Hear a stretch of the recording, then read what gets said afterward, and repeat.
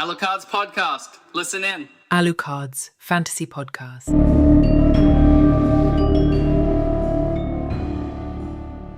Lisa, you were telling me that basically you almost got kicked out of school because you would skip class to go to the library and, I guess, read fantasy instead. Yeah, pretty much. Not in high school, though. That was in grade 8. Sorry, my bad. Well, that is high school in Australia. Yeah. Grade 8 is junior high here. Okay. Yeah, so my home life at the time was pretty crap. And I also was just generally just a very miserable, just troubled teenager. So I didn't want to go to school either. So I didn't want to stay at home. And I didn't want to be at school. So that, what do they call that? Third place? Third place, for me, yeah. was the library. And I didn't have, that year, I had moved around a lot. And that year I didn't really know anybody. I didn't have a whole lot of friends to do mischief with. So it was the library. And I read a ton of books during that stint. Wow. Yeah, and I almost failed. I almost didn't go into high school. But then we moved again. And then they the new school that I went into, I guess, just didn't care that I didn't even I was supposed to go to summer school. I didn't even go to summer school. So yeah, I should have repeated grade 8, but I managed to just kind of, I don't know, slip through the cracks.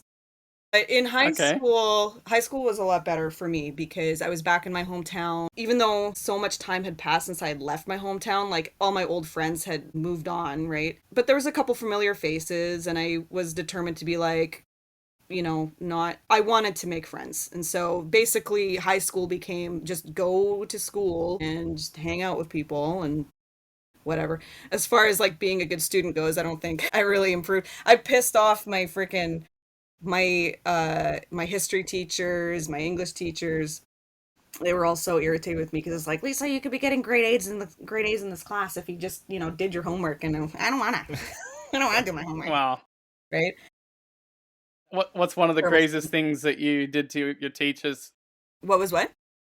What's one of the craziest things that you did to your teachers or one of your teachers? A teacher that I liked or a teacher that I didn't like? Let's go with one that you didn't like. Oh my God. My gym teacher, our high school was known for the girls' volleyball team. And so my gym teacher was like obsessed with volleyball. And can I swear on this podcast? I mean, yeah, if it comes out naturally, I try to keep it to a minimum. Keep it to a minimum? Only because I don't want to mark it as explicit when we upload it to Apple Podcasts. Yeah. So, yeah. Well, I didn't like her very much at all. She was really mean. And she was obsessed with volleyball. And I just did not want to play volleyball anymore. And I said it to her face. I can't use the language that I used to her face, even. That's why I laughed.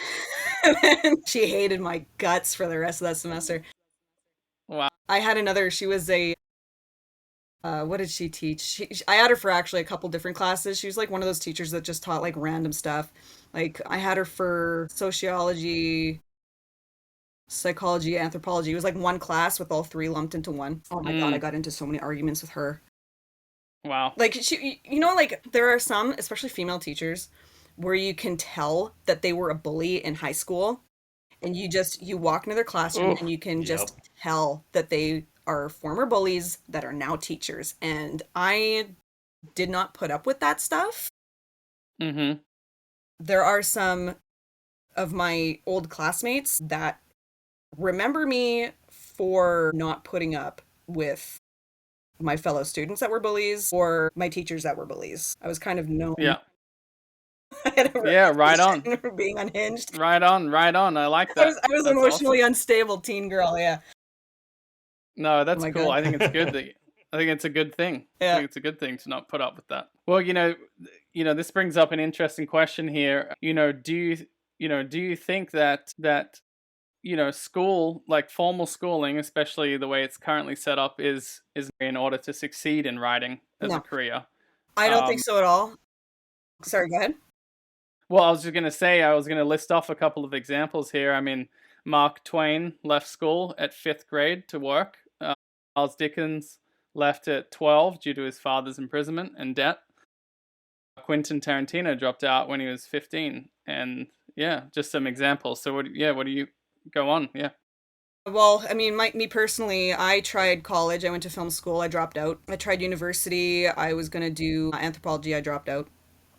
I'm just a terrible student. And no, I think there's a good grades and intelligence don't correlate in my experience. I know a lot of extremely intelligent people who are pipe fitters, plumbers, like they're not it's just because you can get a good grade doesn't mean that you have a single creative thought or intelligent thought in your head. You're just really good at doing what the teacher wants you to do. You're really good at checking boxes, but you're not, it doesn't mean you're a creative person at all. So creativity and intelligence and all that, no, I don't believe you have to go to school to learn that. And in fact, you can't really teach it. Like you can't, like if you do a writing course, like an MFA, right?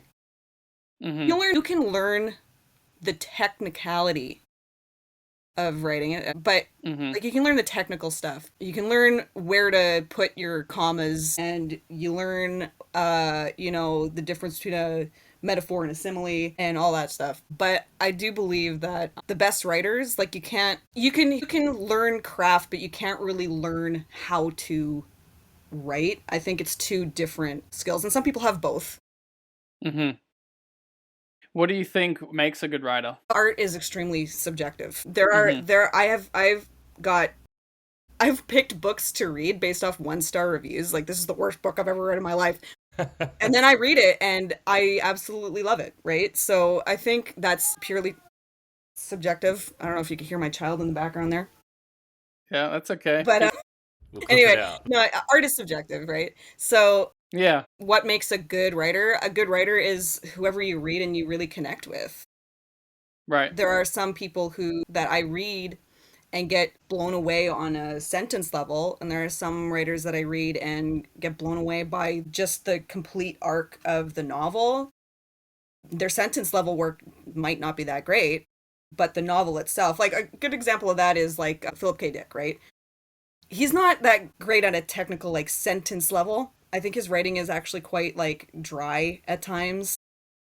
But he's an idea guy, and his ideas are so freaking good. And then you read a Philip K. Dick book and get blown away, right? So there's different types of good, and I put good in air quotes. There's different types of good, and then the good is also dependent on the reader. So it depends on the reader's interpretation of that writer. Like we've spoken before about like Jack Vance, right? So some people read Jack Vance and they think his writing is just absolutely like bonkers. Like, who writes like this, right?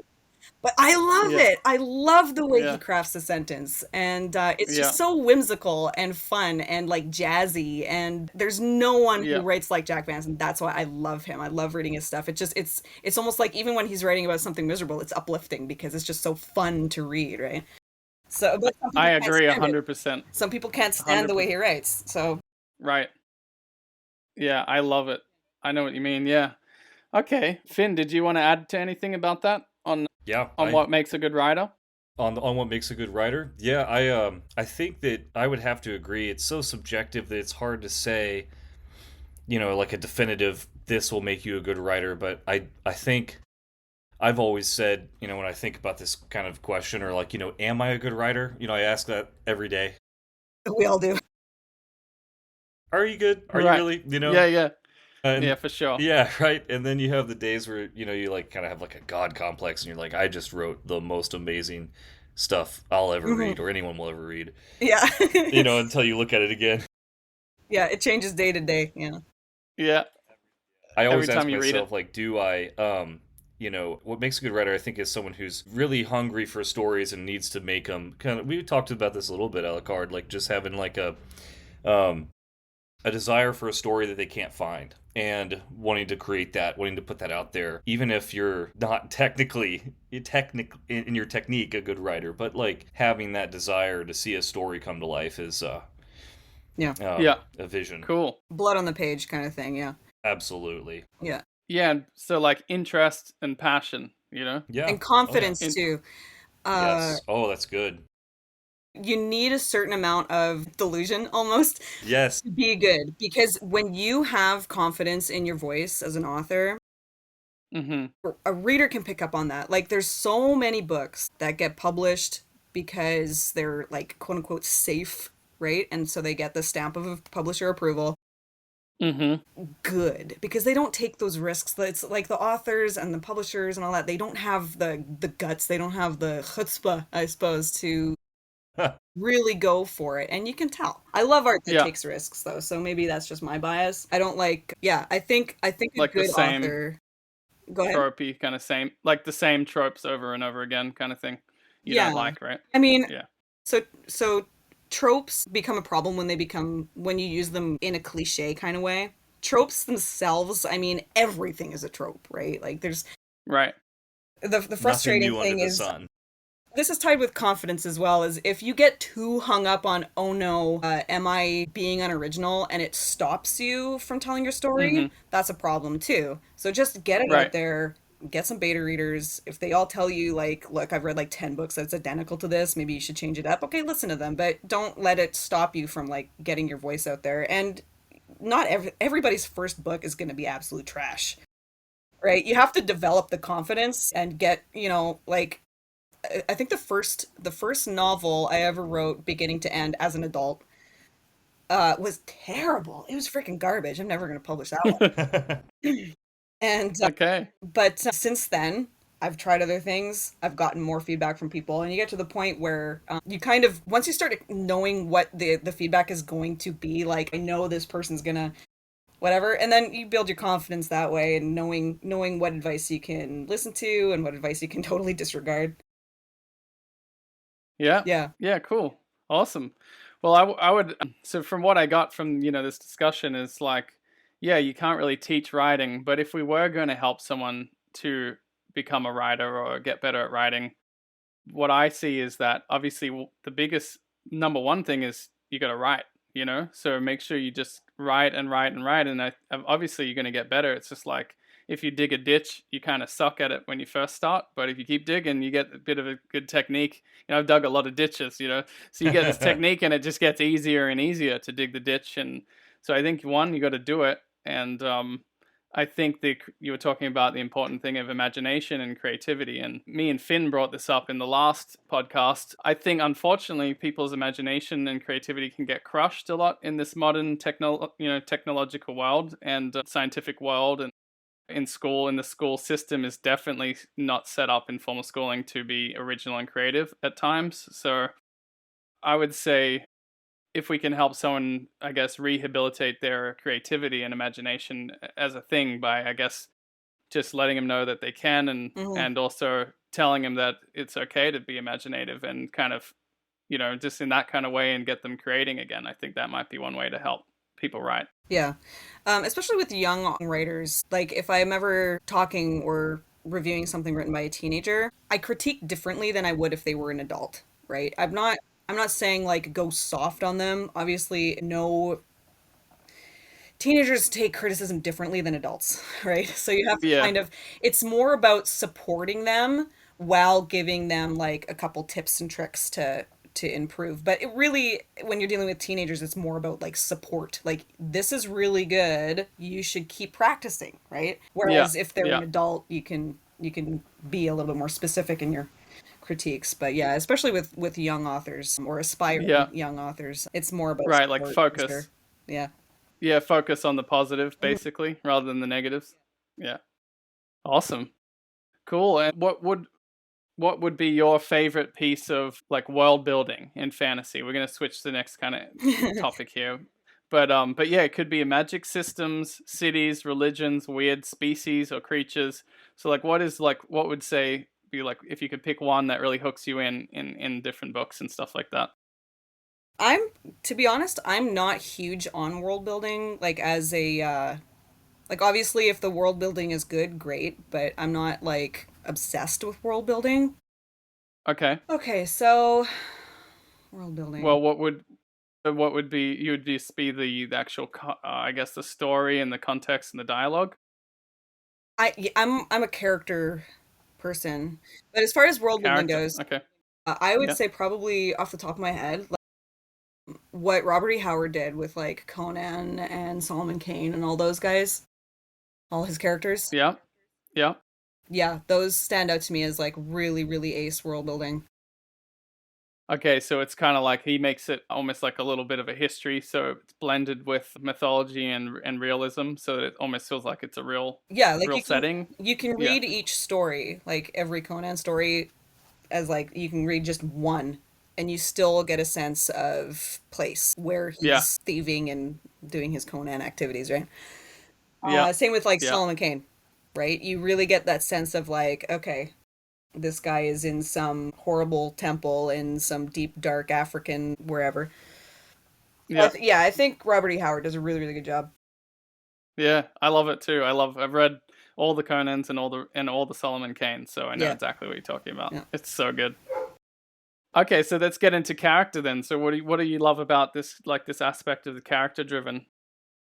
I've always just been really interested in how people tick. Mm. So for me, if I don't connect with the characters, I'm probably going to DNF the book. Little bit of a there's some authors that can get away with, again, PKD, okay? Like his character work isn't superb, but everything else about the book is so interesting that you keep reading. So there's some exceptions, but for the most part, if I don't click with the character and if I don't click with the author's voice, I'm probably not going to be finishing the book. What I really like about character is I want to care about them. I want to care about the sort of activities that these characters get into, be it if in a more literary sense, their internal struggles, or if I'm reading something more pulpy, like sort of, you know, adventures they're having, and I want to just care. I want to give I want to I almost live there. I want to care. That's okay. I think a little bit's fine. Yeah. Yeah, for sure. That's cool. I like that. That's a good take on it. It does make me wonder, though. You know, it's funny that you say that because, you know, Jack Vance is one of your favorite authors, and I feel like, especially like Kugel and Dying Earth, the Vancian characters hero are is very like weak. my favorite, dude. Yeah, I love his heroes. They're so yeah.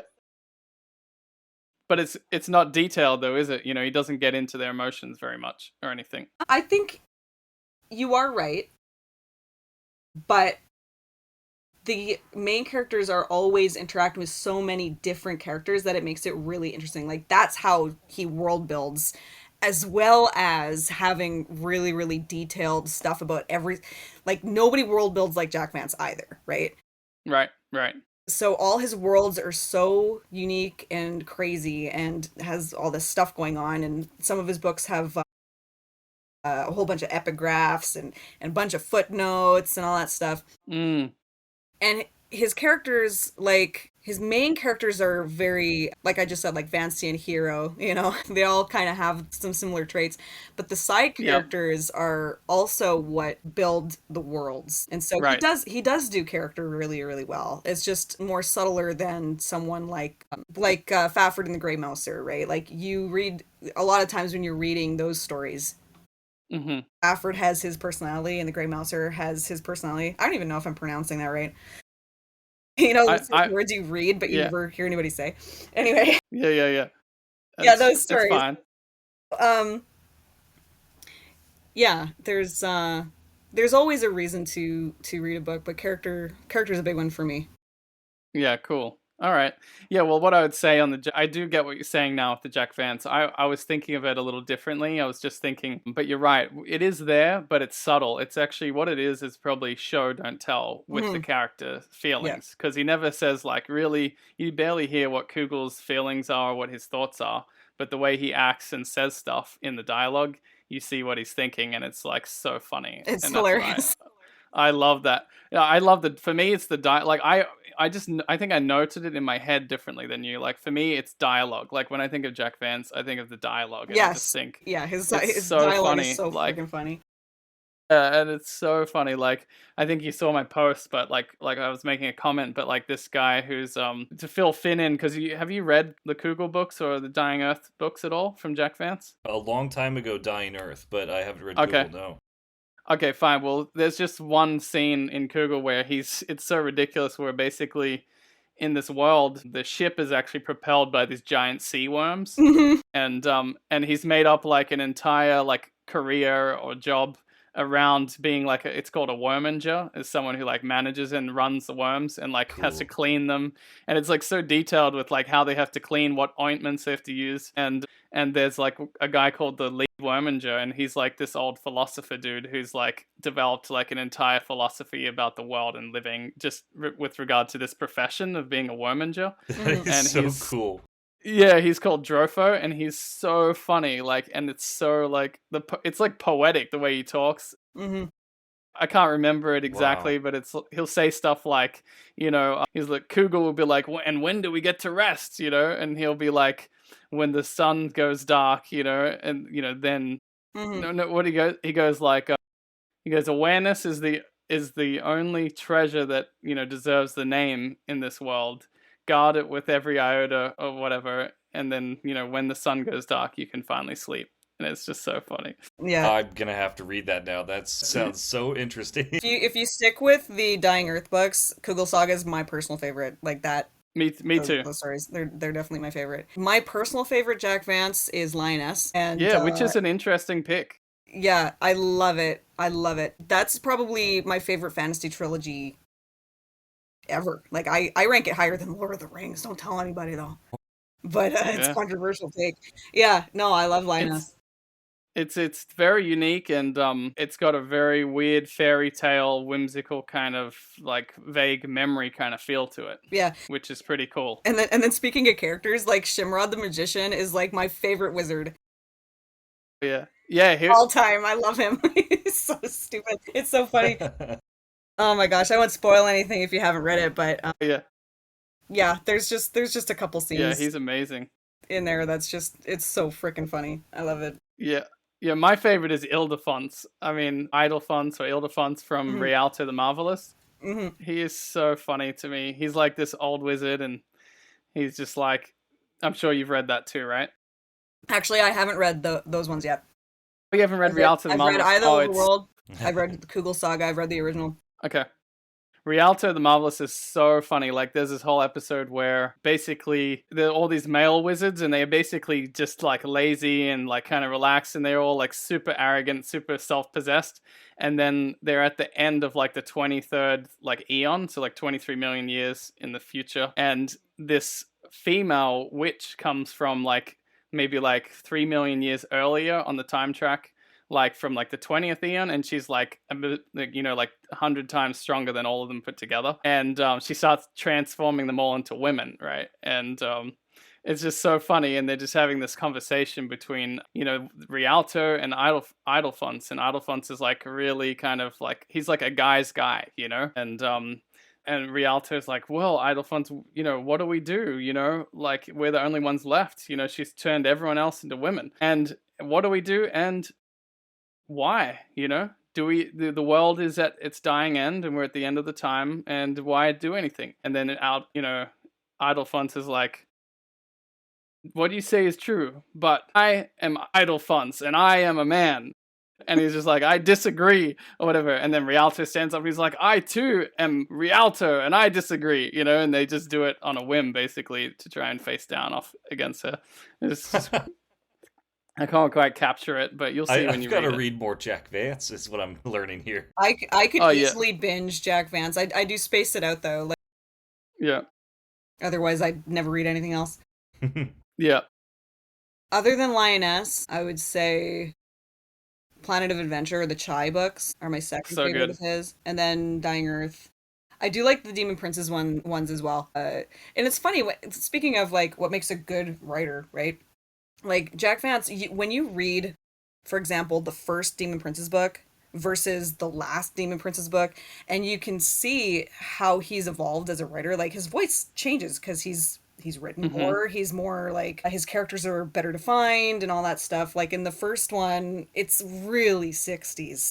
It's like almost painfully 60s. And I like old stuff, right? Like I love old, that era of pulp, but even still, like sometimes it's just like, but yeah, by the end of it, the character is so much more himself. By the end of the right, film, you know who this character is. Oh my gosh, I'm drawing a blank on the guy's name. Kurth Gersten. Yeah. Kurth Gersten. Yeah. My favorite thing, and this is Vancian world building that I love, is that he just basically does whatever he wants, like from real world stuff, and just like sticks it in space. So there's this entire subplot in the Demon Princess book where the Mr. Kurth Gerson, he winds up basically buying a dying magazine company with stolen money and using this magazine as a money laundering front in order to spy on all these demon. It's freaking hilarious. And like the way he describes the forgery of documents, it's like it's with Jack Vance's actual technology that he had in real life, right? Like, you know, taking a physical photograph and like cutting things out and like pasting in another, like actual physical forgery. Whereas here we are in 2025, and we know that like if this is actually some future in the stars, right? They're not taking physical photographs. It's just really cute. I love it. So he basically just writes whatever he wants and sticks it in space. It is so good. I love it. Yeah, I agree. And, you know, it's funny that you say that about the, you know, I can definitely see how his writing changed. And I would say that for some reason, though, I do like the first book better than the fifth book, because I don't know why, but I just think actually there's moments in the fifth book where I'm like, that is the most godlike like section or whatever. So I guess sections of it I like. One thing I did like about the first one that I think became less and less throughout the series is the danger.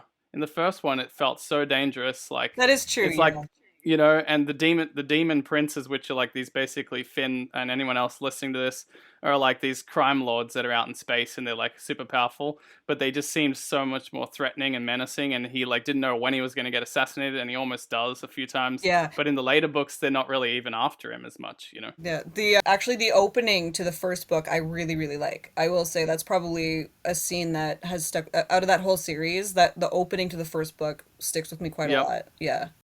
Yeah, and it was in a bar, right? So it's funny. Yeah. Again, he put like you know, a bar it's always in a bar space. or an inn or a houseboat in space. Like every Classic. single one of his novels has like a negotiation scene for a ship. It's so freaking funny. I love Jack Vance. Yeah, me too. I've read those books multiple times. It's so good. Okay, cool. Well, how has this character building, you know, love for character building affected your own books? And tell us a bit about that. Quite a lot. If I don't connect with my own characters, it's the same with reading, right? If I don't really understand my characters, if I don't get them, I'm probably not finishing a project. I have a bunch of abandoned novels that it's just like, when I sit down to think about why this book isn't working, it's because I don't know my characters. And one thing that people who read my books often say is my character interactions, right? I don't want to toot my own horn or whatever. We're not supposed to talk positively about our own books, but I really do think that I No, you can on this podcast. We Like can on this this podcast. is the Okay, positive. Great. Yeah, this is like, we love fantasy, we love writing. You talk about your stuff. Yeah. This is positive zone. So just for fun, recently, I'm just like, you know what?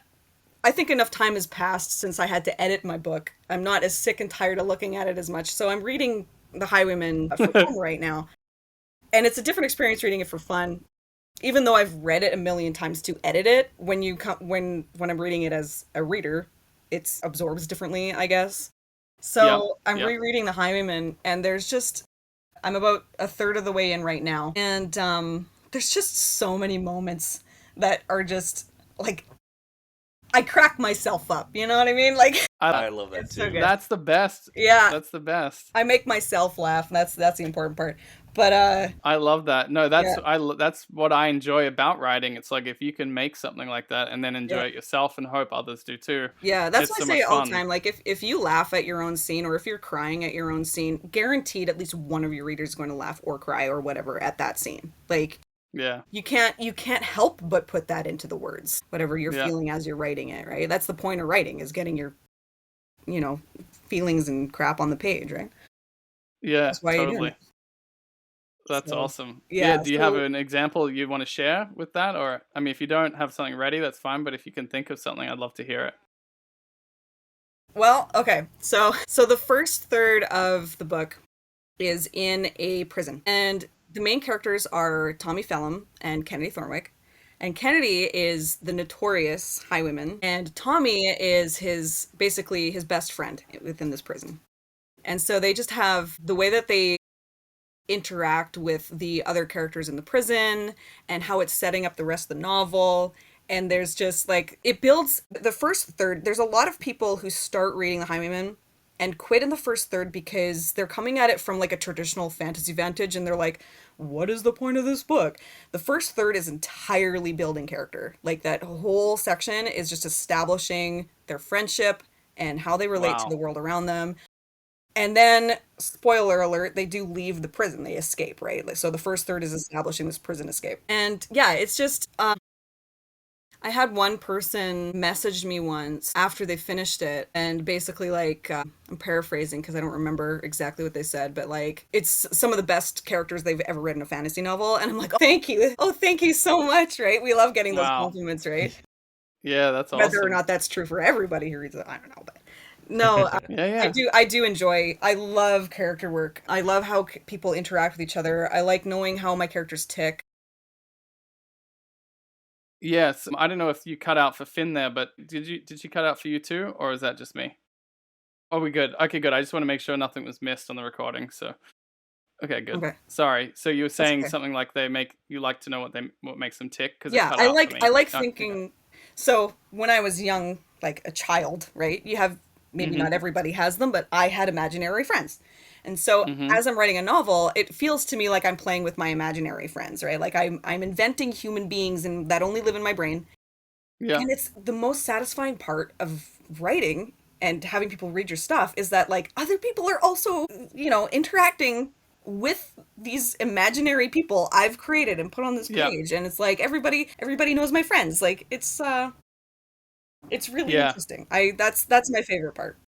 I love that. I think that's the essence of fantasy, and even why we started this podcast, because that's like diving into the love of fantasy. And we're talking about the difference between, the world of imagination and reality. And I feel like it's just as real, it's almost like it's its own universe, and we're creating we're creating new things within this universe of imagination, and people can interact with it. And I love that.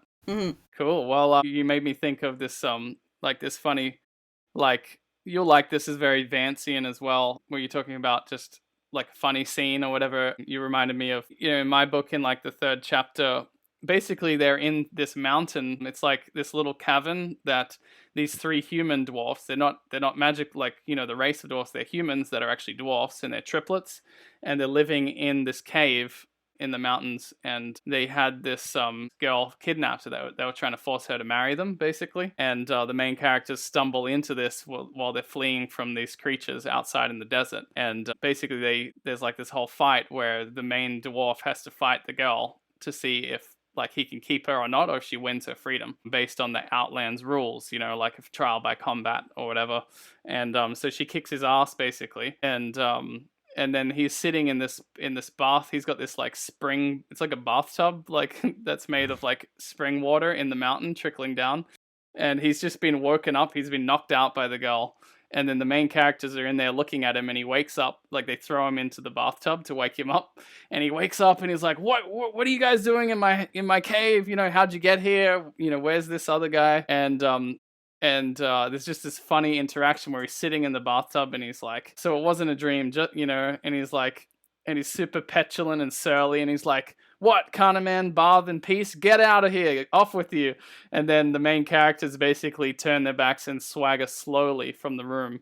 And then, noting their unhurried gait, he gets even more angry and starts yelling, begone, I say, and the characters are like, being really stubborn and just walking really slowly out of the room. And they're like, we're going, but, we refuse to rush through this disorderly burrow, and he's just getting more angry, like just those little moments, of just character interaction. Super funny. Anyway, I think you would like that part if you read it at some point. I do plan on reading it, actually, yeah. Yeah, it's very Vancian, yeah. My Substack TBR is quite long. All the best books That's impossible, yeah.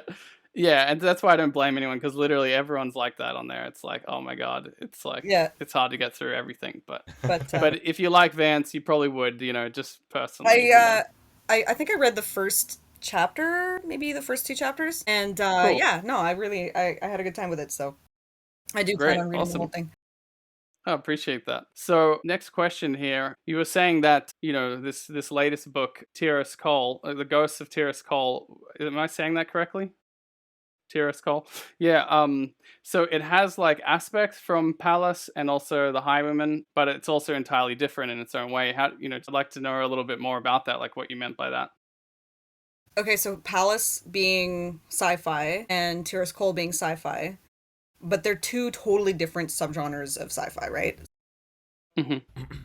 But they're both also very like retro future. So, speaking of like Jack Vance. Vancian inspiration. So, like one thing that people notice in Ghosts is the amount of cigarette smoking, and it's like, are we really gonna be smoking in the future in space? Like, shut up! It's fun. Okay, you ever watch Heavy Metal? Yeah. I love that movie. Okay. Yeah, it was great. So, Man. Tiras Cole, or Ghosts of Tiras Cole, is more like heavy metal sci-fi, whereas Palace is more, I wouldn't call it hard sci-fi, but it's far less whimsical, you know what I mean? So, I mean, I was reading just like the intro to it and stuff, and to me it looked really freaking interesting. Like, I do need to make time to read it because I haven't read it, but it looked so, like, just the intro sounded so good. Like, this guy's stranded out in space and like there's nothing there, and then there's this beacon, and I feel like I'm watching like an Aliens movie, which I love. That's actually not the first time that someone's compared it to Alien. Yeah, it totally has that vibe, which is a good thing in my book, because those movies like super hook, and they could have been done better in certain ways, but this is like a good, like a good version of, like, the best of them, and just the idea of like there's something going on with these, like, he finds these people and there's something going on with them.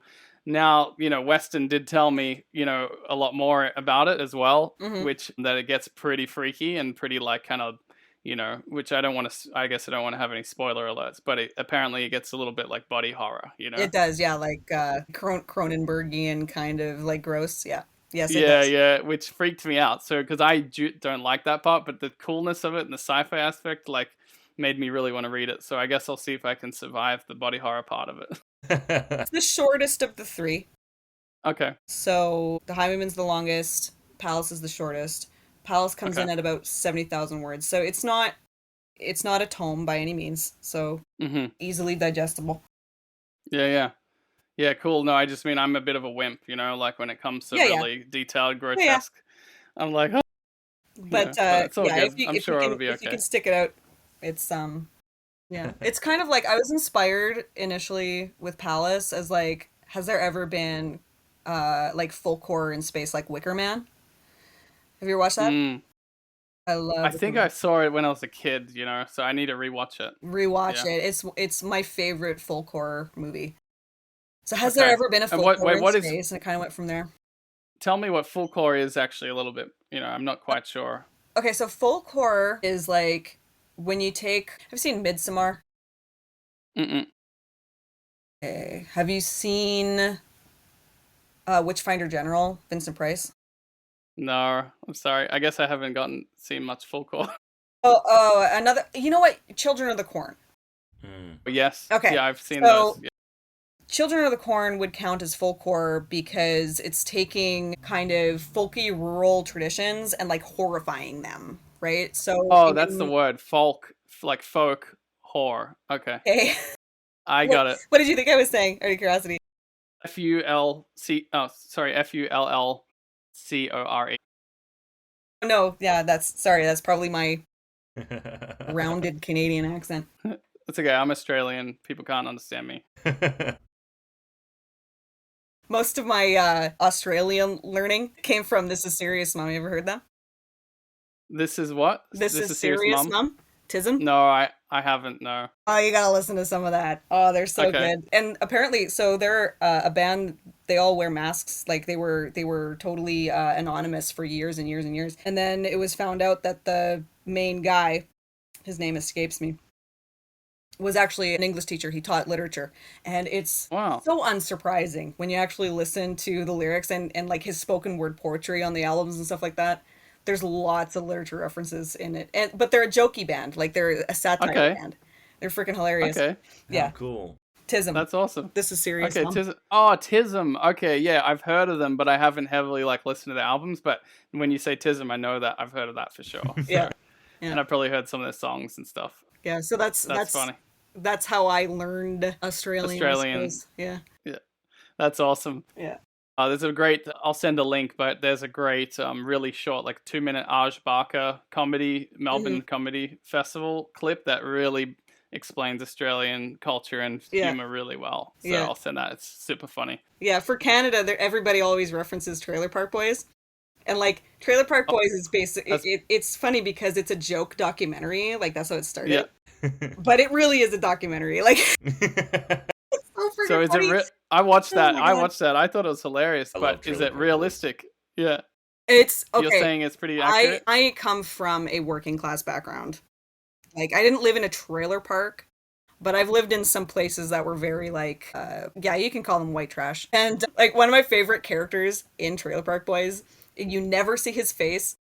And he's always yelling like, shut up, in the background. There's always that one guy.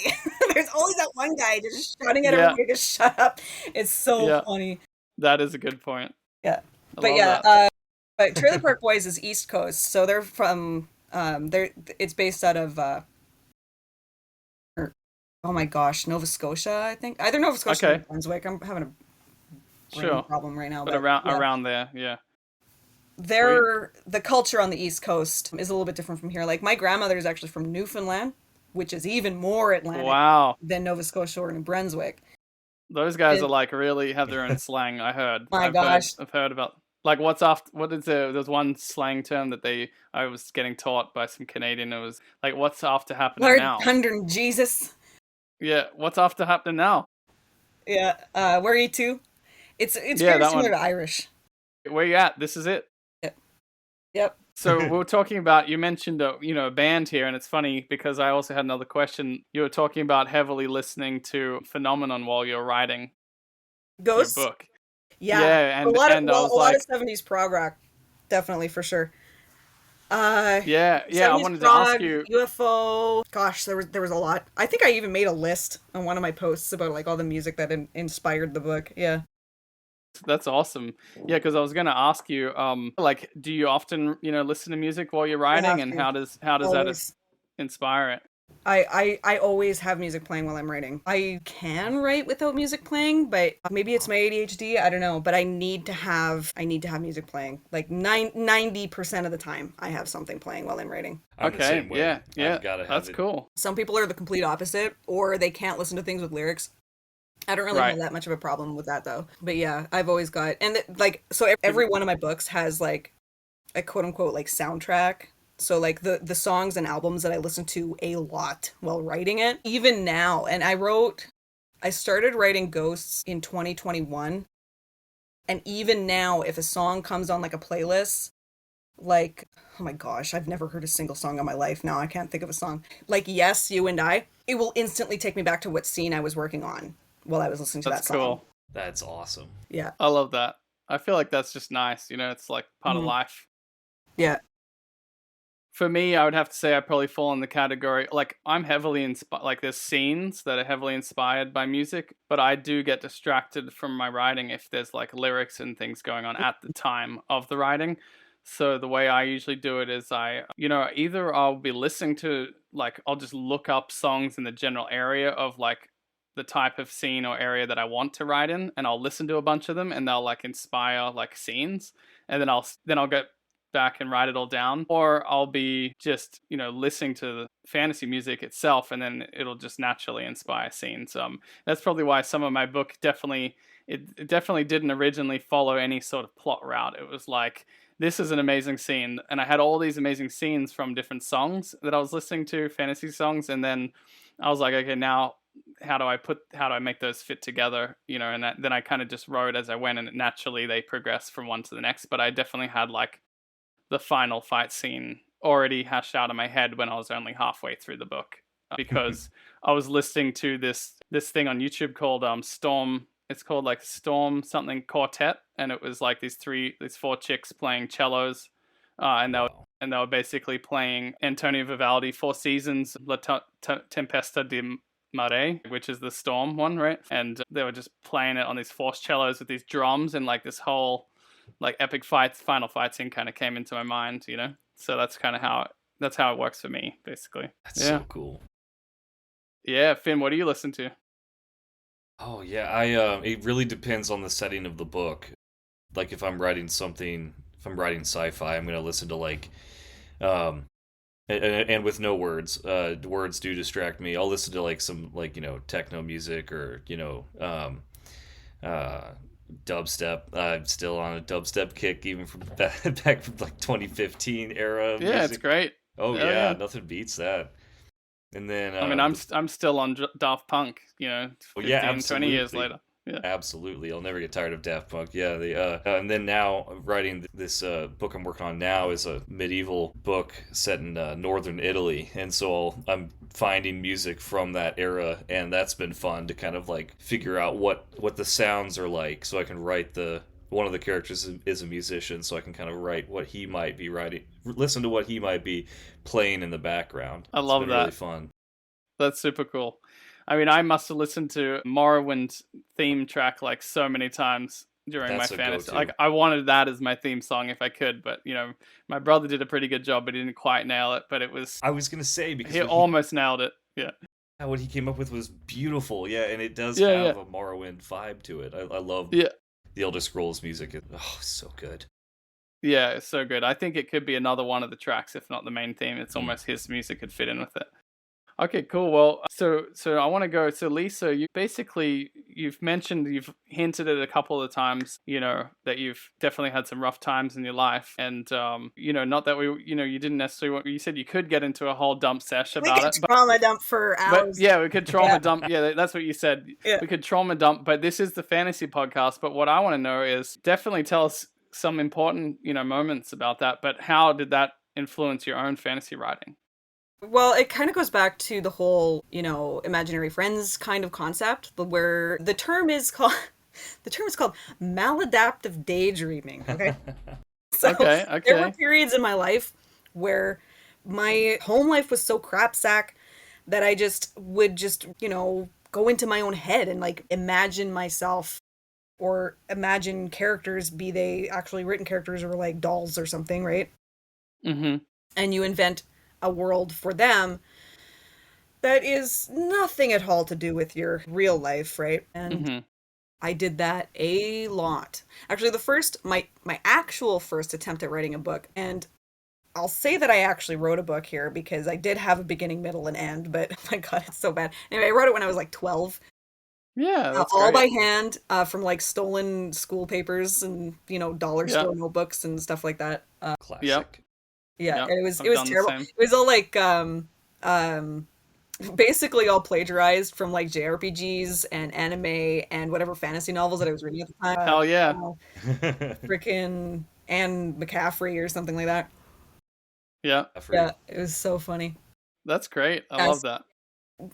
So I was a very precocious reader. I was able to read at like 2. There's I think my mom has a recording of me reading at 2. And of course that's just like Cat in the Hat and just whatever. Still. That's great. But when I was so I'm a child born in the 80s, child of the 90s. So my first love of literature was Goosebumps. I was obsessed with Goosebumps. Yeah, I read a bunch of those too as a kid in the show too. When I was really, really into Goosebumps, all my girlfriends were reading stuff like Babysitter's Club and whatever. And then I regret giving all my books away. I was in like grade 5 and I was moving past Goosebumps. I was getting into like R.L. Stine himself had some more like older kids ones, like 99 Fear Street and stuff, where it was a little bit older than the Goosebumps age range. Mm-hmm. And I was starting to read like historical fiction and other things like that. I didn't actually get into fantasy till later, but yeah. So when I was like growing out of Goosebumps, all my friends were getting into Goosebumps. So I wound up giving away all my books, and I really regret that because they're like collectors now. Those original editions of Goosebumps. Yeah. Yeah, I remember them, and I love those things too. And I remember like, oh, it's a slightly different colored one, or like that's a new one that I haven't read before. Yeah. And it's like exciting when you see another one that it was like a discovery every time you saw a new one. You're like, oh, you Yeah. know. They used to sell It's them fun. at the checkout at there was a grocery store near our house that my mom would take me to, and I don't know if they had them at any of the other ones, but I distinctly remember this one grocery store, and she would do all her grocery shopping, and I would just sit at the checkout, like looking at all the Goosebumps books because they were right there, and because I was such a good girl, and if she had an extra like $5 or however much the books were at the time, and she'd pick me up Yeah, a new book. So yeah, that's I always awesome. associated getting a new Goosebumps book with grocery shopping. That's so funny. Yeah, that's awesome. It's funny because that you brought up Goosebumps because it actually was one of the things that inspired my series idea for my Darkmoor series, which are basically, they're all short, grim fantasy or horror stories that are based off real nightmares that I've had, like real dreams or nightmares. And just the serial idea of all these short, creepy stories, I got that from Goosebumps. Yeah, there you go. And so you were talking about real life experiences that then influence your writing. Real life experiences that influence my writing, all of them. It's really Yeah. hard, it's really difficult to say one specific thing. Like for example, I'm going to go back to Highwaymen for a second. Yeah. So, if you have a copy and it says like the dedication just says for dad. So, a lot of the characters in that book were influenced either by my father's shenanigans or his friends. And I won't get into like specifics, but there are some scenes in that book that are like almost verbatim. Mm. Oh my Wow. gosh. So, Yeah. yeah, so the people in my life, I'm not one of those people that will directly insert someone from my life like, "Oh, I'm so mad at my mom, I'm going to insert her into this thing." She thinks that I do that, but I don't. Okay. But events and personality types and things that have happened, definitely, I mean, what else are you going to pull from, you know? Yeah. Exactly. That's kind of what I was getting at. It was like, Yeah, so for my Substack serial, it's called Pull Me Under. mm-hmm. And the two main characters are like my friends from high school, right? Wow. So they're brother and sister. The brother is named Tanner, the sister's named Lauren. And the book is set in 1999, but Second World. It's basically a portal fantasy, right? So they are from Cool. 1999, but the universe is a totally different place. And they have the way that they speak or the music that they listen to or the clothes that they were wearing or the movies that they had seen are all stuff that I remember from my youth. And like I don't think it's much of a spoiler because it's like the first few chapters, it's established that Tanner was addicted to opiates. And you don't usually find that sort of stuff in fantasy. So just like as a Yeah. heads up for anybody who hasn't read it, like that's a thing in there. So Tanner Yeah. is addicted to opiates because where I come from, opiates are a freaking problem here. Right. Yeah, for sure. I know. Yeah. I've seen some stuff on that in So my I come industry. Yeah, so I come from a place where most of our industries in the 90s absolutely collapsed. So basically, I come from a like forestry and mining and stuff like that. And then when they signed Mm. NAFTA, it killed our economy. And then we also have ports and stuff because we're on the Great Lakes. And our government at the time decided instead of the ports coming, or sorry, instead of the boats going through the Great Lakes, like instead of the grain and timber and stuff getting shipped east, it was going to be shipped west. So basically, all of our industries collapsed at the same time. Like when I moved out of town in 1996, so did like a third of the population left in 1996. Wow. So what happens when all the industry and everything goes to shit? Drugs, alcoholism. Right. Yeah, our town Yeah, has only just absolutely. now started recuperating from that stereotype, and it's still really bad here. It's still really bad Yeah. here. Yeah, that's rough. So yeah, Wow. Wow. so his character and his struggles at the start. I didn't plan the novel. Like I don't plot. I'm not a plotter. It just happens organically. Yeah. Like as I'm building his Yeah. character, I realize like what his source of struggles had been and all that stuff. And so yeah, I have a fantasy novel that starts with opiate withdrawal. So like whatever. Wow. Yeah, so it's probably real, but it's probably quite realistically captured. Well, that's why a lot of the few people who can get through those chapters, I've gotten several messages from people being like, I really connected with Tanner. I really connected with Tanner, or Tanner was just like me when I was his age and all that stuff. And that's really special to me. I think that fiction can be therapy, you know? Yeah, It's deeper than 100%. therapy, you know? 100%. That's why I wanted to get into this. Yeah. Yeah. Writing. Yeah, and that's reading. super cool. Yeah, I mean, for me, I've been through definitely some rough times, and I use it to when I'm described, like, because I've been like points where I had a really bad sickness, which I'm still recovering from actually, which was I had like H. pylori bacteria, which totally destroyed my stomach, but then all your nervous system central nervous system's kind of connected into your stomach. So then I got like COVID, and then I had a really bad, I didn't want to take the vaccine, but I had to stay in America, and I had a bad reaction to it, so I got really sick, and so You might have an extra special time if you do read Palace then. I'm not gonna yeah, spoil the anything, full mold. but yeah. there was a detox Obsidian Blackbird my dad was trying to get me into, and they were all hooked. It's called the Cosmic Death Fungus Detox. So funny. It's like the mix of like homeopathics and like conspiracy theory all mixed together in one detox. It's so Nice. funny. Yeah. But you take like oregano oil or oregano, however you say it in America, and like some other oils, black walnut seed oil, and you just apparently there's like this fungus that's in everyone that is really hard to kill, and you kill this stuff off. And anyway, Obsidian Blackbird could tell more about what he went through when he was trying it out, and he was definitely feeling rough. Oh my goodness. Yeah, probably just killing off all the bacteria and candida and stuff in his gut. But anyway, but yeah, I when I write my character, like I feel like because I've been through really tough, like what it feels like mentally and physically when you've been through like a strong sickness or an injury or a trauma, when you're describing what's happening to the character, I feel like you have all the content there to be able to say what's happening and make it realistic. Yeah. Well, that's what write what you know actually means. It doesn't, like, obviously you're not going to go out and murder somebody so that you know how to murder so that you can write a book about a murder. You know what I mean? Right. Like a lot of people get write what you know all screwed up like that. 100%.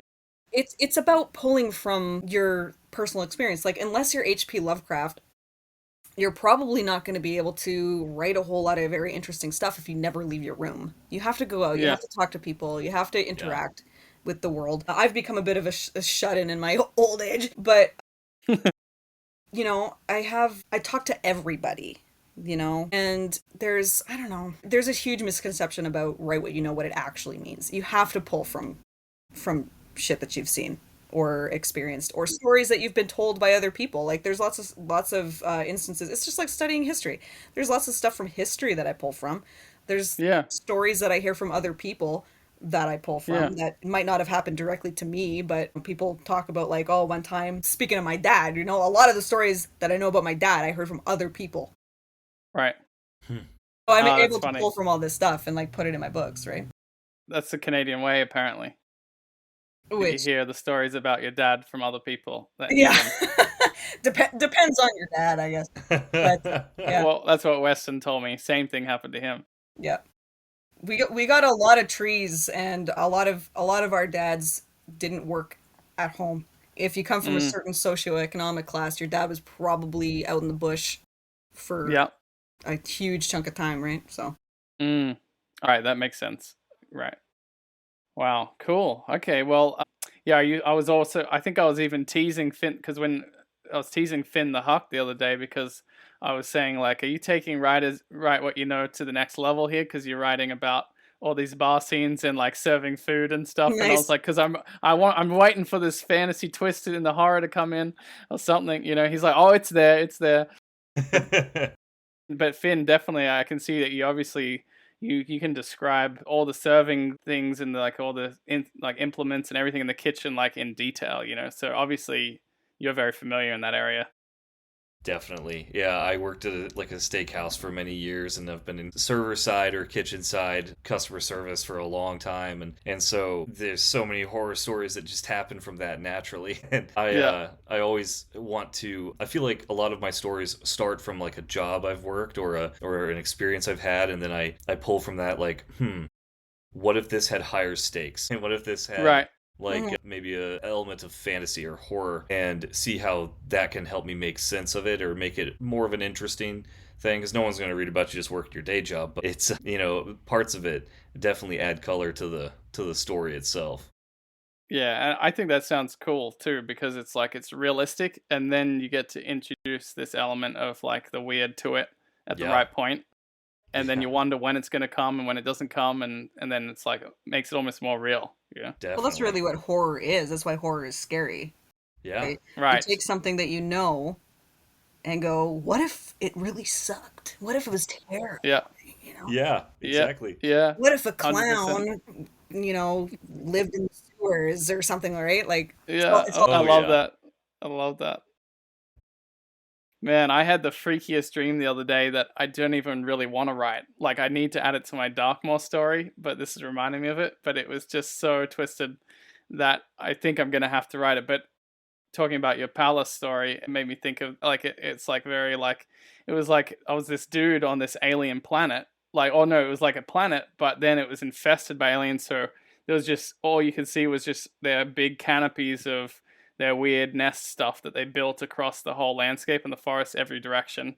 And it was like I was in like a mansion in a house in amongst all that. So it was like this normal setting of a mansion, but then the alien stuff had been all built around the normal mansion. So when you look out the window, it's just like these endless corridors of, even though you're in this normal mansion. And I was like this big 4-poster bed, and my wife was in the bed and she was all bloated and sick, and she had like thousands of the alien eggs inside her.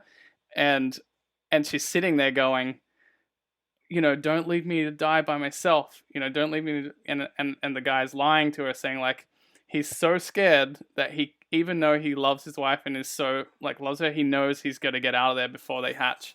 So he is going to leave her to die by herself.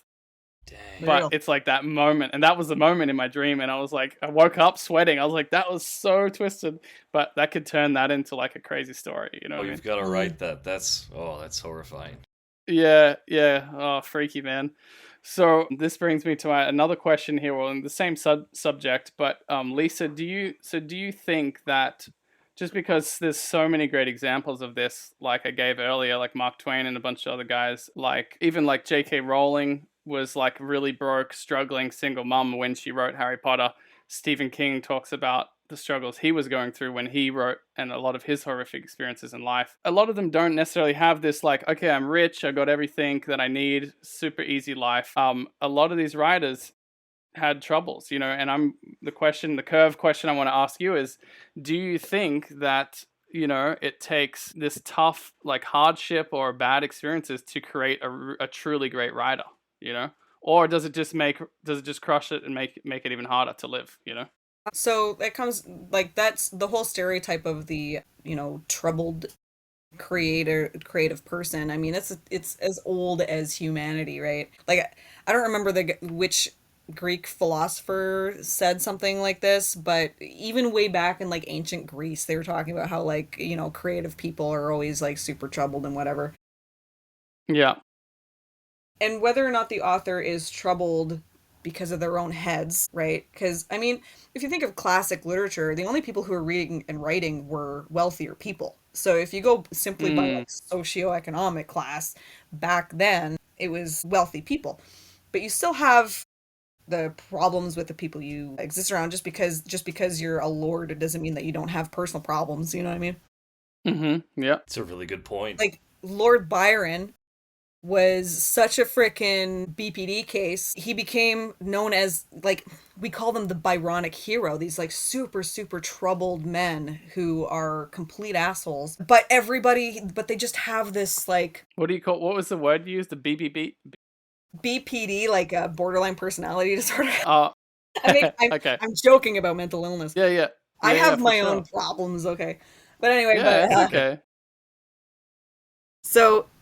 yeah. Do you have to have a problem like Hemingway was clearly an unhappy fellow,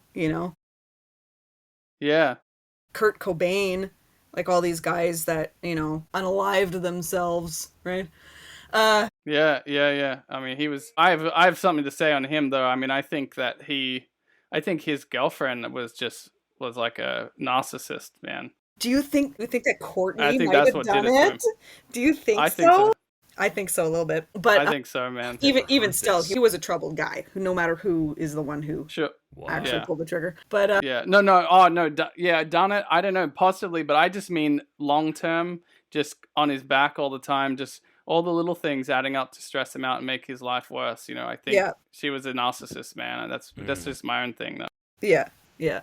Wow. But yeah, do you have to be a troubled person or to have had struggles? I don't think that it's necessary, but it's certainly, as far as what you can put in your novels for realism, it doesn't hurt. Like there's Right. a lot of things that happened in my life that I really wish it didn't happen. You know, I really wish that, because I have, you know, several diagnoses. Do I wish that I didn't have that? Do I wish that I had a normal brain? Absolutely. But if I had a freaking normal brain, I wouldn't be writing what I write. What would I be writing? What would I be doing? Normal Right. shit? Like, boring, Yeah. you know? Yeah.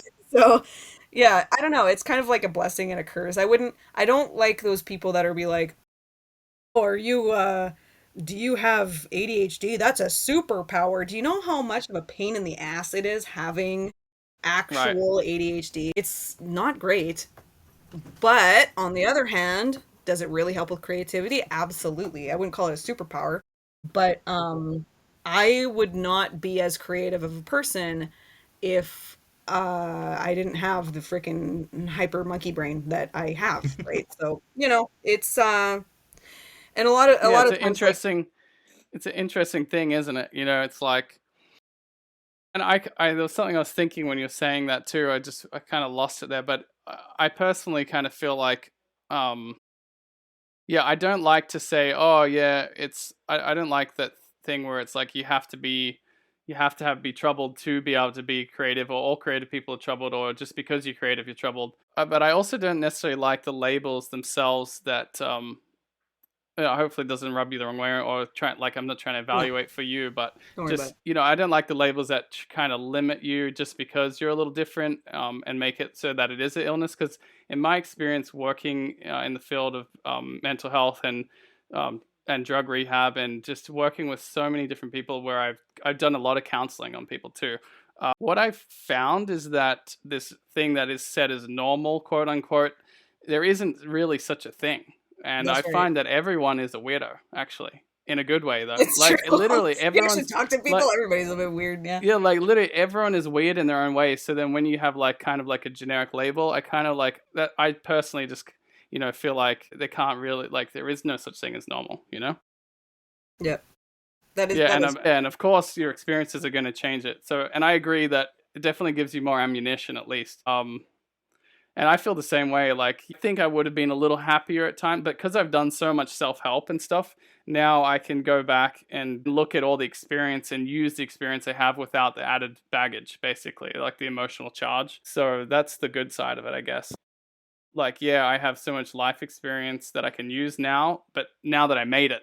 But I could have not made it, and there's many people that don't make it. So it's probably, it's not like I want to promote, oh yeah, it's great to have that bad stuff happen to you either, you know? No. Ideally, Yeah, nobody but you would can have use it. terrible things happen to them, but like shit happens, and what do Yeah. you do with it? You know. Yeah. I write And then books. you can use it. Yeah. Right. Yeah. And you can use it. And I think because, as I said, there is no such thing as normal, and everyone does go through their own different troubles, and the masses are generally have lots of different troubles, you know, in this world. I think maybe that's what makes writing more realistic to the masses, that you're relating, they can relate to it, basically. It's like, yeah, I've had stuff too, you know? Yeah, I think being able to, that's one of the reasons too why I love characters. Okay. I don't believe that every character has to be quote unquote relatable, right? Like, you know, I don't want to read an obvious, like, I would never write myself directly into a book, you know what I mean? Mhm. But there's this big, especially in mainstream books, and especially in things like YA or romance and stuff, everybody wants the protagonist to be relatable and like Yeah. likable. No, the protagonist does not have to be relatable or likable. One of the joys of reading fiction, especially reading widely, like, is to be able to experience things through another person's point of view. If every single character Yeah. that I read had the exact same point of view as I did, it'd get really friggin' boring in my opinion. So, but that's the fun of literature is, you can experience so many things without having to leave your house. Like it's just so easy. Yeah. Here, Yeah, I here. think it is. Yeah. I agree, and I think we touched on this last one as well. It is just because it is fiction doesn't mean it's not a learning experience or therapeutic or a helpful thing. So yeah, you can actually learn stuff. You can get skills. You can get knowledge secondhand, basically. Yeah, cool. Well, if you could give, we're a little over an hour 10 here. Do you have time? Are you rushing off? Or are you good for a bit more? I'm good for a bit more. Okay, cool. Well, if you could give one piece of advice to your 15-year-old self, what would it be? Well, 15 years old. What was I doing when I was 15? I was already, see, that would have been grade 10 or grade 9. One piece of advice, talk to your family more. Because there's a lot of people that are not around anymore, and I have a lot of things that I wish I could have said to them. Yeah, don't be such a, you know, I was, like I said, I was very troubled. So a lot of people thought that I hated them when I didn't. A lot of people thought that I was really cruel. And I regret acting that way, but like I was freaking 15. Yeah. I didn't have a fully developed frontal freaking cortex yet. And then I hear years later being like, "Oh, I thought you hated me." No, I didn't hate you. I was just a bitch. I don't know. Frick, sorry. you know? So that sort Yeah, of thing. I think that's great advice. I think every 15-year-old kid could definitely benefit from that. And Yeah. Stop being such a it's snot. Be nice. yeah, it's like you don't know how, like, kind of it's like you take it for granted or whatever till they're gone. Yeah. Yeah. Like even and especially people in my own family. There are several people that aren't here anymore, and I didn't put the effort in myself to reach out to them. I think I was too expectant on other people to reach out to me, but that's just not how it is. Everybody's absorbed in their own Yeah, stuff, right? yeah, And at the time I was really bitter that if you think I was troubled, okay, my sister was in jail at 13. My sister was even wow, more yeah, 13, yeah, for stealing a car, and she drove it into a school playground. wow, Oh, Wow. yeah. So my yeah, sister was, I was troubled but quiet. My sister was troubled and very loud about it. So the squeaky wheel gets the grease. And so yeah, because I was always just kind of like basically forgotten about, I was unsupervised far too much. Because everybody was just focused on like my mm, sister's troubles. Yeah, there's a lot of stuff that I wish I could say to my sister, and there's a lot of stuff that I wish I could say to, like, if I could go back in time and actually talk to myself, being like, listen, everybody else has their head up their own ass. Don't worry about it. Don't be bitter about it. Move on. I was a really bitter young woman for a long time. yeah, I got over it. yeah, I think having kids really kind of helped that perspective shift. yeah. Yeah. Yeah. Well, that's a good message. So everyone out there that hears this, talk to your family. Get Give them hugs. yeah. That's right. Start the positive route, Start Hmm. originate it if you have to, you Yep. know. I was very fortunate because my grandma is still alive on my mom's side, both sides actually. But the one on my mom's side I definitely had some troubles with as I was younger, and I did for a while just have a certain idea about her where, and I just, but it's hard to tell, when you have all this family trauma that's all connected, it's hard Yeah. to tell whose fault it is and what's wrong. Yep. And so, yeah, I wasn't really giving her that much time a day for a few years there. But luckily for myself, as I said, I work in this industry and I've done so much self-help books and stuff that I handled it my own side of it to the point where I turned around and I was able to see all the good stuff that she did for me as well. And then I realized, shit, if I had have waited on this and I didn't discover this self-discovery fast enough, then it would have been like what you're describing, and I couldn't have been able to tell her how grateful I was before she passed because she's kind of sick and old now. But Hmm. luckily I was able to tell her that, last year when I sorted this out for myself, and I even put her as in the dedication for my novel as well, because she actually Oh, did help sweet. me learn to read, by reading me Harry Potter and Roger Zelazny and the true game I was telling Finn about last time. So she actually was a big part of me in that, and which I totally kind of forgotten that when I was tied up in my own trauma. And so, anyway, anyone out there, just take the step, connect the family up, and You I think don't it's you some don't good have to advice. be buddy pals with people who Yeah. have hurt you, but Right. there's no point in being there's Yeah. no point in holding on to that. Right. Yeah. I was but yeah, when Unless I was they are, 15, yeah, unless they are actually a brutal, if they're a horrible total, person. yeah, There's- if they're like an There's a evil, line. toxic personality narcissist. There's that's just definitely gonna, some people that I still do not talk to, absolutely. But Yeah. on the other hand, there's some things that just everybody's got their problems. But when you're 15, you don't see that. You're not even aware of your own self yet. Never mind what other people are, what their Yeah. problems are. So, Very 100%. Yeah, it's great advice. Great advice for everybody out there, hmm and your 15-year-old self. yeah, If they're listening, yeah. Yeah, if you're in like a time loop here, if that happens. could be. So, all right, so now we're gonna skip to some quick questions here for the wrapping this up. Best fantasy villain, book, movie, show, whatever. Best fantasy villain. Yeah, I thought you would. Yeah, that's why I I'm a changed this big question fan out of for you. villain. Dracula count as fantasy? Dracula's a Yeah. good one. 100%. I love Dracula's a good Dracula. one. You know what? Actually, speaking of classics, Frankenstein, because in the original novel, I wouldn't consider Frankenstein's monster as the villain. Like the real No. villain is Frankenstein himself. 100%. So that's one of my favorites too. That book. So I that's a gotta good read it. It's on my. Read it. It's on. one. I mean, Dracula is such a classic. Oh, So it's so I'm well a big done. fan of the Bela Lugosi era. So yeah, I'm gonna say Dracula for sure. He's a Okay. good one. That's cool. That's cool. What about you, Finn?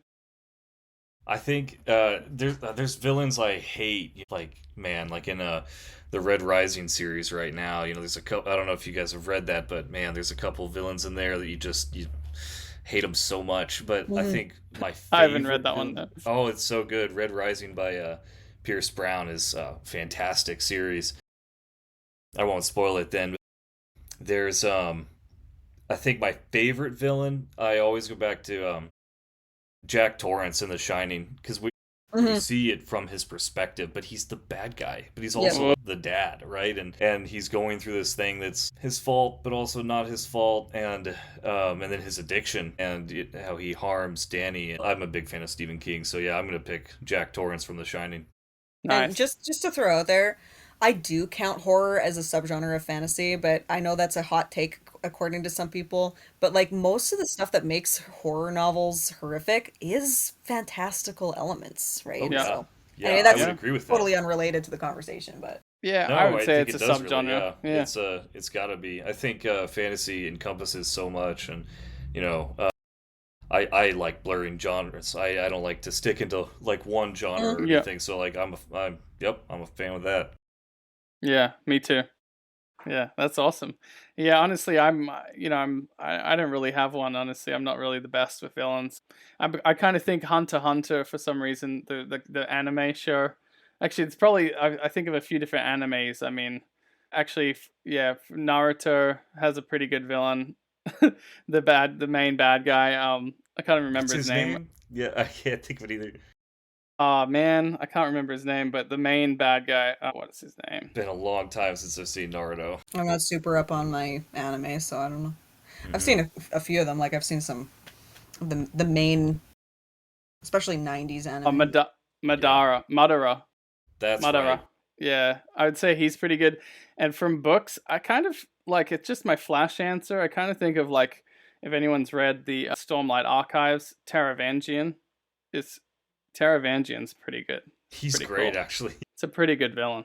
I can give Pretty it that. twisted. Because he's kind of he doesn't really know, he kind of thinks he's helping, Yeah. He kind of thinks he's doing the right thing, and that's what makes Best it villains. even more twisted, Mhm. Oh yeah.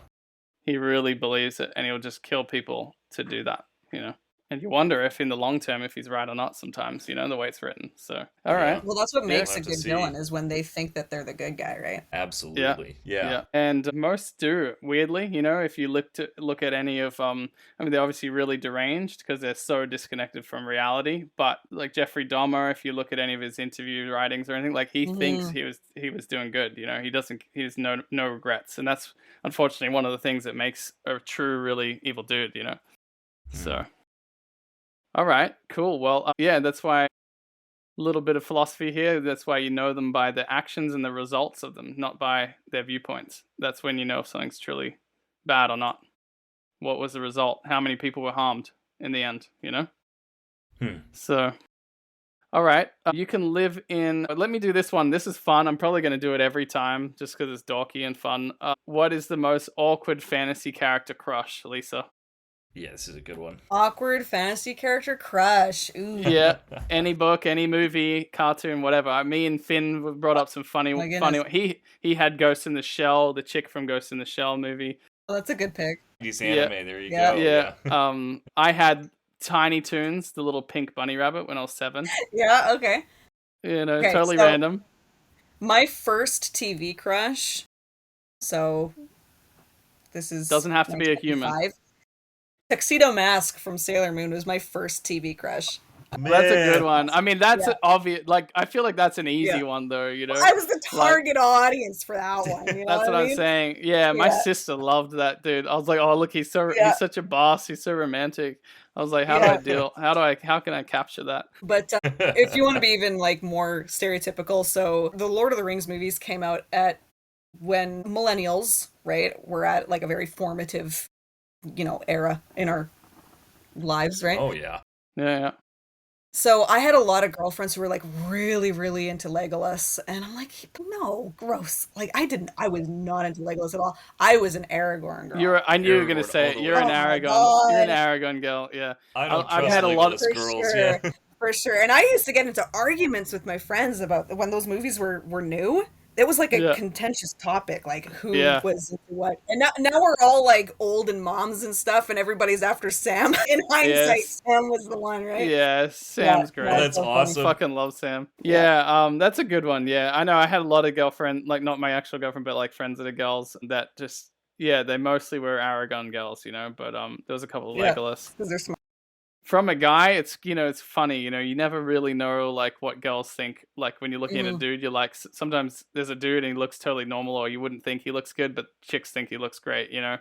I thought that it's The Hobbit, it's not a Lord of the Rings. I think Thorin looked like a boss. Like he looked like a good looking dude, but he was a dwarf. There's no chicks after him because he's a dwarf, but he's a boss looking dude. Anyway. Yeah, he doesn't have the height. Yeah, exactly. Okay, so last question here. You can live in one fantasy world for a year. Where are you going and what are you doing? Oh my gosh. Well, a lot of fantasy worlds are pretty crap sack, so it's when you actually think about it. Definitely not Palace. Where would not I live? Going to Palace. Not Palace. Yeah, no, don't go there. Where would I live? I don't know, probably one that I made up myself. Because at least I know the ins and outs. And I know that's a good choice. Yeah, you have a really good advantage, Yeah, but as far as like ones that I didn't, like, I think most people would probably pick Lord of the Rings, but I don't know. Unless you're a freaking hobbit, it's gotta be in the Shire. Yeah, the Shire. Even the Shire was sad at the end till they fixed it up. Yeah, even the Shire was sad at the end, like in the books. Yeah, in the books, totally different. Yeah. Okay. That was a good one. Well, if you think of one, anything else, you can definitely let us know. Well, I'm thinking like... Okay, so... I love that laugh, by the way. It's super cute. It's gonna be a good one. I love the laugh. I love the Lisa laugh. It's so good. Well, somebody's gotta. But, okay, so speaking of heavy metal... Yeah. The Den universe would be so wild. Okay, like, have you ever actually read the comic that is based on? No, only watched the movie. The movie, yeah. So, Richard Corbin, Den. Wow. It's wild in that universe. So, okay. Would I actually want to be there? I don't know. Freaky sci-fi world. But, yeah, so that would be really interesting. Yeah. Okay, sweet. That's a good one. I like it. Yeah, I love it. Awesome. All right, now, is there anything else you'd like to say to your readers or anything like that? Yeah, read them. Read my books. I've got 3 out. Subscribe to my Substack. And if you do read any of my novels, please, please, please leave a review. It's so, so, so important especially for indie authors. Throw some stars up on Amazon, even if you don't want to write anything. Even just a rating is really helpful. Go on Goodreads, do the same. Yeah, awesome. Please and thank you. Absolutely. Yeah, awesome. And for anyone who's on Apple Podcasts, because this goes up on that too, what is your Substack? Easy way for them to find you on there. Mechanical Pulp at is it dot sub? You know what? I don't even type the URLs. I think it's / or Substack. Dot- Ugh, I don't know. Dot Substack. Mechanical Pulp. Yeah. Or they can search my name, Lisa Kuznak. L-U-S. Okay. I can't even spell my own name. Lisakuz. Okay, awesome. Great. Cool. And then awesome. So check out Lisa on there. She's definitely an awesome, I want to say an upcoming author, but more of an established author that's basically making some moves and got some awesome stuff out there already for some time. So definitely check her out, and check out my boy Finn the Huck, who has hopefully I haven't left out too much in this podcast, because it's really, I did this one for Lisa, but No, it's been great. Yeah, awesome. Great, man. Take it, chill and listen. It was awesome. Yeah, cool. Well, what's that? Front row seats, they said. That's yeah, right. exactly. The best seat in the house right here. Yeah. Is there anything you want to say to your guys, and also just list off the way they can find you real easy? Yeah. Check out Finn the Huck on Substack, or search for the Rough Drafts is my my Substack that I'm writing on, and start reading some of my serial fantasy. Yeah, awesome. Yeah, cool. And this is Alucard, as you may get to know, because I'm going to keep doing these podcasts. And you can find me just by searching Alucard on Substack, or I think it's Fantasy Stories, Comedy, and Horror by Alucard. So you can check us out on there. And if you want to support the work or support the podcast, definitely think about becoming a paid subscriber for myself, Finn, or Lisa. And also, I think Finn, we're going to be getting some books out soon on Amazon as well. That's right. That's the we're next gonna step. we're gonna get on that, and I've got my first novelette, I guess it's a novelette out there on Amazon. It's called Darkmoor: A Banquet of the Fairies, and you can just search that on Google. It'll pop up in a bunch of places. All right, okay. Thanks for being on here, Lisa. It was awesome. I loved your fresh take and different, like just your energy and different views, and it's great. Well, thanks for having me. It was wonderful to hear from you. Yeah. Thanks. All right. Hopefully not the last time. Hopefully we'll have we'll have to do it again sometime. Yeah, absolutely. All right, we'll see you guys around. Okay, ciao. Bye. Alrighty. I ain't tired. No, strength of the wolf and lion.